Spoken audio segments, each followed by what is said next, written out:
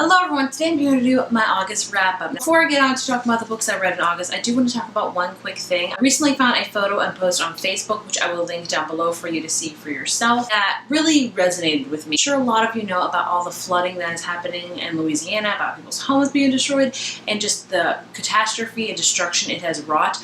Well, I found this post, and these two amazing girls found this need that was not being fulfilled because we don't really think about those kind of things in disasters. We think about homes, of course, as we should, but no, this is just a need that they saw and they wanted to help with, and that, of course, I'm talking about is books. So they noticed that a lot of books have been destroyed in people's homes and schools and libraries and all that stuff, so they decided to make a book drive to really help out with that particular need. They are asking for mainly children's and YA books so they can fulfill people's books that got destroyed. It's also really helping the schools and their schools' libraries and other libraries really stock up that on for children's and young adult books. And they are asking people to donate their books, whether it be used, whether it be new, whether it be extra copies, whatever you have, they would love for you to donate. So that's what I'm here to talk to you really quickly about. If you would love to donate, that would be great. You know, some of us have books on our shelves we really don't want, and a lot of times those go to Goodwill or friends, which are also great. But if you have extra books on your shelf that you don't want, or you have extra copies, or just anything, if you want to buy them, that would be great. Great to donate them to this amazing cause for the flooding in Louisiana, for the people that's books have been destroyed, and for all the books that have been destroyed in the schools and stuff. I will leave all the information down below. I'll leave the address you can send them to. I will leave the original Facebook post of the girl that actually starting this whole book drive and various things. So if you have time, please donate books, because, you know, I know sometimes we all struggle with how can I help? How can I help? It's a small way for everybody to help, myself included, because I also wonder that quite frequently. How can I help? I don't know what to do, and I have a lot of books, and sometimes I have extras, sometimes I have books I don't want, so why not give them to people of books that have been gotten destroyed and just, you know, catastrophes happen to them. So I will leave all the information down below. If you could help out this cause, that would be great, because let's just keep reading up around the world, and let's just help out people and schools and everything of books that have gotten destroyed. Thank you. I just wanted to quickly say that, and now we will get on to my wrap up. So this month I read 7 books, which is actually really good for me because I had such a good reading month in July. I was going into August not expecting to read even 5 books, because that's what happens with me. I'll have a really good reading month, and the next month it won't be so great. I actually did really good this month, and I'm very proud of myself for doing that, because I was expecting to fail miserably in August, but I'm happy with the books I read. So like I said, I read 7, and let's just go in. The first book, of course, I read in August is Harry Potter and the Cursed Child, Parts 1 and 2.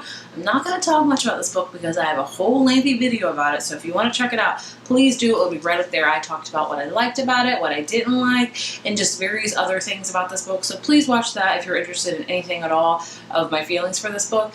I have yet to still rate this. I have no rating. I don't know if I'll ever have a rating for this book, because I'm just still conflicted. I think I'll always be conflicted about this book, so no rating. First time ever for me on this channel, but it is what it is. The next book I read is This Savage Song by Victoria Schwab. This is her first book in her new duology, and I really like this book. I've only read one other Victoria Schwab book, and that's actually V.E. Schwab, and that was Vicious, and I really loved that book. This one I really liked. I didn't love. I felt the pacing to be very slow. The first half of it was very slow, but the second half picked up. It was action-packed and it was amazing, but I still can't get over that first half lull. It was just very slow paced, but I still enjoyed the whole premise of this book about monsters and different monsters and humans versus monsters and battling the monsters within ourselves. It was still an amazing premise of a book, but I just didn't love it as much as I wanted to, because I wanted to love it more. I have a whole review about this one as well. I'll link that right here and down below if you want to check them out, but I give this one a 4 out of 5. I really enjoyed it. The pacing was slow, and yeah, it was just the pacing, honestly, I think, that I did not really like, because it took me a while to read this book. So yeah, I liked it, I just didn't love it. The next book I read was A Torch Against the Night by Saba Tahir. Again, I have a review of this. I'll always say that. I really enjoyed this one. This is the second book in the Emperor and the Ashes series. Is that what it's called?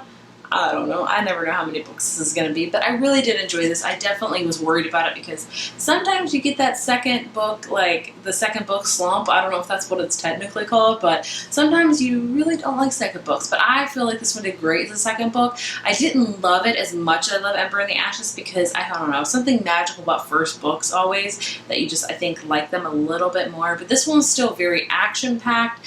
It did have a little bit of a pace. I did have a little bit of trouble with the pacing. The first half was slow, but it wasn't like super slow that I hated it, but I wish it would have went a little bit quicker, but I still really enjoyed the whole story and I got through it relatively quickly because this is kind of a chunker of a book. One thing I didn't really like is the love square triangle thing going on, but that ended by the end of this book. I don't know if that's spoiling anything, but there you go. I didn't enjoy that either, but I still really like the characters, the action, the plot twists were amazing. I give this book a 4 out of 5, and I would definitely be continuing on with the series because this series is just amazing. Since I read all of those fantasy books and Harry Potter books, I've decided that it was time for me to pick up a contemporary, and I have read the least amount of contemporary I've ever read in my life this year because I'm really trying to, you know, read different stuff, push myself to read different things, which I think is going amazingly this year. I'm so happy I did that because I think if I didn't, I'd just be reading contemporary. And I love contemporary, but I have to explore other genres. That's what I feel. You know, a couple months or so, I go back to my roots, which is contemporary. So I decided to read P.S. I Like You by Casey West. And guys, if you want a sugary sweet cotton candy book, this is the book for you. This was so sweet, so candy-licious. Is that a word? I don't know. But I really enjoyed this one. This is all about a girl and boy who become pen pals almost, and they don't know who each other is. So your whole book, you're trying to identify who the guy is she's talking to. And I will say you will, if you'll probably figure it out at the very beginning. I think a lot of people do, but I didn't think that took away from the book at all. I still really enjoyed it. It's not my all-time favorite contemporary, but I still really liked it. It was definitely what I needed that particular time. I just wanted something sweet and something cute just to fly through, and you could definitely fly through this one. It'll make you feel like, all the happy feelings when you read this book. I gave this one a 4 out of 5. I just really enjoyed it. I thought it was just perfection. Then after that, I decided to read a NetGalley book, and that is called Swear on This Life by Renee Carlino, something of that matter. I don't know. It's right here. This is a new adult book, I want to say. This is all about a girl who is trying to be an author, and she's not really doing so well. Then her friend encourages her to read this new book that just came out, and this author is just blowing up everywhere, and she realizes quickly that she is reading literally her own life, like her childhood and all that stuff. And she learns that it's her former best friend and / childhood love that is writing this book, so you're just reading all about that. This is one that you could definitely fly through. The writing wasn't like superb or anything. Storyline overall was still addicting. I'll say that, as addicting. I had to finish this book. I had to read it quickly. You can read it very quickly, believe you me. I was reading on ebook and I finished it within like a day or two. One of those books you just can't put down. I will say the writing wasn't amazing. The characters, they were okay. I didn't really resonate with them, but overall I enjoyed it. It wasn't a horrible book by any means. I just liked it, so I gave it a 3 out of 5. The next book I read, and my favorite of the month, is Wolf by Ryan Grandin. This is a YA historical novel, and I will have a review coming up soon of this. So all about, if the Axis powers would have won at World War II. So the whole world is being completely changed, and Hitler's reigning, and just scary, awful things are happening. And every year the Axis decide to throw a huge celebratory victory by making a motorcycle, a cross-continent almost, like cross-country motorcycle race, and it's a very brutal motorcycle race. It follows our main character, Yael, who is participating in this motorcycle race, and she is in the resistance. So her mission is to complete the motorcycle race, win it, and to kill Hitler at the end. It was an amazing book. I loved it so much. It was action-packed. I love the motorcycle aspect. I love the character. I love the historical element. It was just phenomenal. If you don't like historical novels, because I don't read too many myself, you just need to pick this one up. It does not read like a historical book at all. You will quickly be sucked in and just be addicted to this book. I loved it. I will have a review coming up soon, so I don't want to gush about it too much, but obviously, I gave it 5 out of 5. I cannot wait for the sequel in November because the cliffhanger at the end. I can't wait. The last book I read is another sugary sweet book because once I read that one by Casey West, I had to read all of her other ones, and that is The Fill-In Boyfriend I liked this one. I didn't love it. I think the main qualm I had with it was the ending. I felt like the ending didn't really wrap up the way I wanted to. We were kind of left off of what's happening with her friends, what's happening with her family. I felt like it wasn't completed, if you will. So that's the one qualm I have. But also, there's this horrible person in this book. She's like a horrible backstabbing friend that just wants to take a person down, and I really did not enjoy that because I had somebody like that in my life, and that really resonated with me. That's obviously a real thing, but I just didn't enjoy that because, like, it was personal to me, if you will.